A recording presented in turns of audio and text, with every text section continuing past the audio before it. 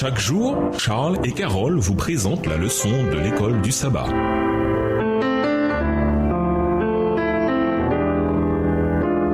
Bienvenue dans votre émission Dieu nous parle. Nous voyons la leçon de mardi, désormais ressuscité, élevé et exalté avec le Christ. Mais Dieu qui est riche de compassion et à cause du grand amour dont il nous a aimés, Éphésiens 2 verset 4, ici par deux mots forts, mais Dieu, Paul se détourne de son portrait malheureux des vies passées de ses auditeurs, Éphésiens 2 verset 1 à 3, pour évoquer les nouvelles réalités pleines d'espoir qui marquent leur vie de croyants, Éphésiens 2 versets 4 à 10. Dans quelle mesure les croyants participent-ils à la résurrection, à l'ascension et à l'exaltation de Christ? À quel moment cette participation a-t-elle lieu? Lisons Éphésiens 2, les versets 6 et 7. Éphésiens 2, versets 6 et 7. Il nous a ressuscités ensemble et nous a fait asseoir ensemble dans les lieux célestes en Jésus-Christ, afin de montrer dans les siècles à venir l'infinie richesse de sa grâce par sa bonté envers nous en Jésus-Christ. Nous avons fait remarquer qu'Éphésiens est une lettre remplie de Christ et qu'elle met l'accent sur la solidarité des croyants avec Christ. Dans Éphésiens 2, les versets 5 et 6, Paul développe ce thème en utilisant 3 verbes pour révéler une vérité renversante à travers les initiatives de Dieu. Les croyants participent eux-mêmes à d'importants événements de l'histoire du salut qui tournent autour du Messie Jésus. Les croyants sont premièrement ressuscités avec Christ, deuxièmement élevés avec Christ. Paul veut probablement indiquer que les croyants participent à l'ascension de Christ au ciel. Troisièmement, assis avec Christ dans les lieux célestes, ce qui signifie que les croyants participent au siège de Christ sur le trône du cosmos. Ils sont exaltés avec Jésus. Pour nous rendre compte de la force de l'argument de Paul, nous devons revenir à Éphésiens 1, les versets 19 à 23, et nous rappeler que dans sa mort, sa résurrection, son ascension et son exaltation, Christ a remporté la victoire sur le mal et les puissances spirituelles, ceux-là même qui dominaient autrefois la vie des croyants. Dans la résurrection, l'ascension et l'exaltation de Jésus, ces puissances, bien que toujours actives et menaçantes pour notre existence, ont été complètement remplacées. Le cosmos a bougé, la réalité a changé. Les croyants ne sont pas de simples spectateurs de ces événements, mais ils sont impliqués personnellement et intimement. Le fait que nous soyons ressuscités, élevés et exaltés avec Jésus nous ouvre tout un éventail de possibilités. Nous avons le droit de nous détourner d'une existence dominée par les démons pour nous tourner vers une vie d'abondance et de puissance spirituelle en Christ. De Timothée 1, le verset 7. Car Dieu ne nous a pas donné un esprit de crainte, mais de puissance et d'amour et de conseil. De Timothée 1, verset 7, version Darby. En quoi les versets que nous avons examinés aujourd'hui nous permettent-ils de comprendre ce que Paul écrit ici? Au revoir.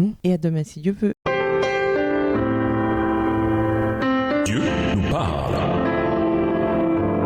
Chaque jour, Charles et Carole vous présentent la leçon de l'école du sabbat.